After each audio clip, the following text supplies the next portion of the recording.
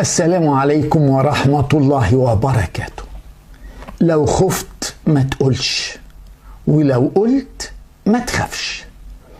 لو إدارة الاتحاد الدولي لكرة القدم الفيفا عرفت بالجريمة اللي ارتكبها المسؤولون بتاع نادي طلائع الجيش المصري ضد اللاعب المصري أحمد رفعت، وكانت سببا مباشرا في وفاته صباح اليوم، ممكن الكورة في مصر تتوقف دوليا لفترة مش قصيرة.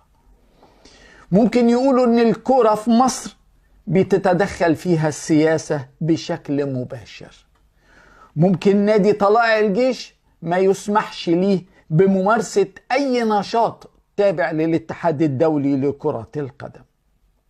الكلام اللي قلته لكم ده مش كتير في مصر يقدروا يقولوه، وبعذرهم طبعا لأن البطش شديد. عارفين المشكلة فين؟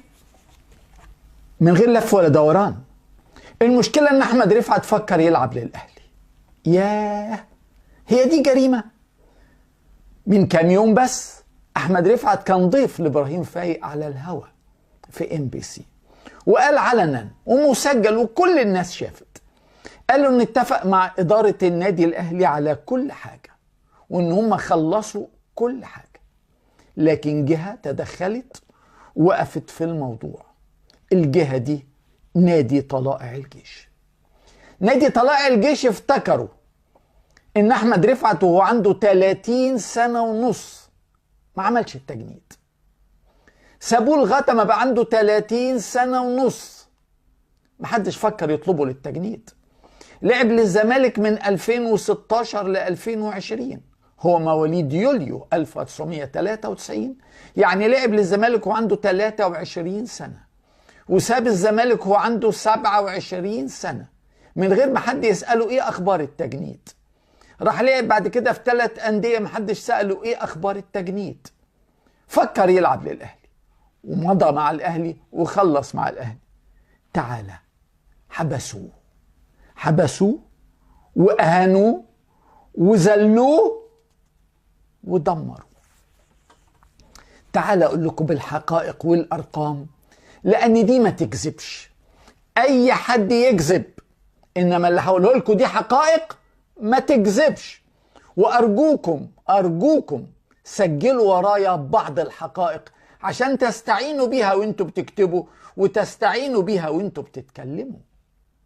احمد رفعت قال لابراهيم فايق على الهوا في مسؤول كبير وواحد واثنين تعمدوا يأذوه، تعمدوا يضروه، تعمدوا يهنوه. قال وايه؟ ولسه ماسكين في مناصب كبيرة في الدولة، وفي ناس عارفة الموضوع ده. قال بكل الوضوح ان هو كلم الدكتور بتاعه احمد اشرف، قال له حصل معايا كذا وكذا وكذا من المسؤولين دول. قال له يا ابني اللي انت بتقوله ده يهد جبل، مش عايزه يهدك انت. تعال معايا بالارقام. الدوري العام اللي احنا فيه مش بعيد، اللي احنا فيه نادي فيوتشر قبل ما يبقى اسمه مودرن سبورت بدأ الموسم اسمه فيوتشر. يوم 21 سبتمبر لعب مباراته الاولى في الدوري ضد فاركو. احمد رفعت كان احتياطي، نزل الشوط الثاني بدل عبد الكبير وادي. تاني مباراة في الدوري كانت ضد الداخلية يوم 26 سبتمبر، لعب أساسي وسجل هدف الفوز من ضربة جزاء واستبدل في الدقيقة 80 والنتيجة 2-1. تالت مباراة لفيوتشر في الدوري، لعب أول ماتش ولعب تاني ماتش. تالت ماتش يوم 7 أكتوبر ضد مين يا حبايب؟ ضد طلائع الجيش. لا، مش موجود في القايمة. احمد رفعت مش في ال20 لاعب اللي رايحين الماتش، وهو اللي لسه جايب الجول بتاع الماتش اللي فات، هدف الفوز. يعني هو احسن لعيب واهم لعيب في الفرقة، ازاي ما يبقاش في القايمة كلها؟ وما عندوش 3 انذارات، ده هم ما لعبوش غير ماتشين، وما اتطردش طبعا، بس ما راحش، مش في القايمة. اللي عايز يدور عليه يروح السجن الحربي، يشوفوا مسجون مذلول هناك. غاب بعد كده بعد ماتش طلائع الجيش ماتش بيراميدز. 2 البنك الأهلي. 3 إنبي. 4 فص ملح وداب ومحدش يقدر ينطق. غاب الزمالك. 5 سيراميكا. 6 بلدية المحلة. 7 المقاولين. 8 سموحة. 9 غاب عن كل ماتشات الفريق بعد أول ماتش ليه في الكونفدرالية. بعد مرور 6 شهور بالظبط يوم 7 مارس رجع، طلع من السجن، طلع من الحبس ورجع. بس رجع مذلول نفسيا، منهار معنويا. رجع وهو محطم. كان في قائمة المباراة اللي لعبها ضد نادي زد، فضل احتياطي لغاية الدقيقة 75. نزل الدقيقة 75. أول ما نزل خد إنذار. عصبي جدا، محطم جدا. تاني ماتش 11 مارس الاتحاد السكندري وقع من طوله وقلبه وقف. وبعدها خلاص المسؤولين الكبار في نادي طلائع الجيش هم اللي ظلموا الراحل أحمد رفعت، هم اللي أذوه، هم اللي أهانوه، هم اللي حبسوه، هم اللي وصلوه لتحطيمه نفسيا وتحطيم قلبه الضعيف اللي ما استحملش. لغاية امتى؟ لغاية امتى نادي تابع لأكبر مؤسسة رسمية في مصر؟ ما فيش 2 في مصر يختلفوا. أقوى مؤسسة في مصر الجيش، وما فيش مؤسسة بعدها نمرة 2 ولا نمرة 3 ولا نمرة 10. من نمرة 1 لنمرة 100 الجيش الجيش الجيش الجيش. كلنا عارفين الكلام ده ومحدش بيقدر ينطق ولا حد يتكلم. طلائع الجيش فريق بيلعب كرة في الدوري العام.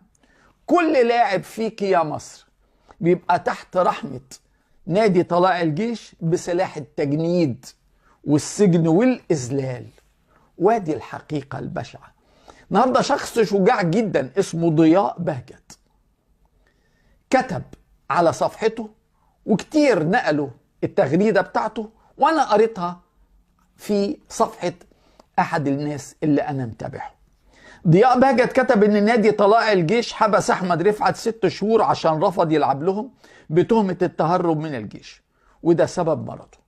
وعملوا كده مع لعيبه كتير قبل احمد رفعت، واسالوا عبد الستار صبري، اسالوا عمرو جمال اللي بيلعب في فاركو دلوقتي، اسالوا ميدو جابر اللي بيلعب في المصري، اسالوا محمد رزق، اسالوا محمد حمدي. معقوله يا جماعه؟ معقوله نادي بيلعب في دوري يبقى تبع اكبر جهه سياديه في مصر ومحدش يقدر يقف قدامها ومفيش اعلامي يقدر ينطق ويقول نادي طلائع الجيش؟ سبحان الله. حابب اقول كلمة اخيرة في الموضوع ده، لان في ناس طيبين كتير في مصر بيقولوا ان الثمن الغالي اللي دفعه احمد رفعت من حياته ممكن يكون سبب للتطهير وللإصلاح في مصر. بقول لكل واحد من دول أنا آسف جدا على مشاعرك الطيبة. لا يمكن هيحصل إصلاح في الكورة في مصر. بالمناسبة الثنائي نادر شوقي وكيل أعمال أحمد رفعت ومخزن أسراره هو ضيف إبراهيم فايق النهاردة في MBC. نادر شوقي هو وهيثم عرابي المدير الرياضي لنادي مودرن. نادر هيثم عرابي هو اللي رافق أحمد رفعت في غيبوبته لأكثر من شهر من غير ما يسيبوا لحظة.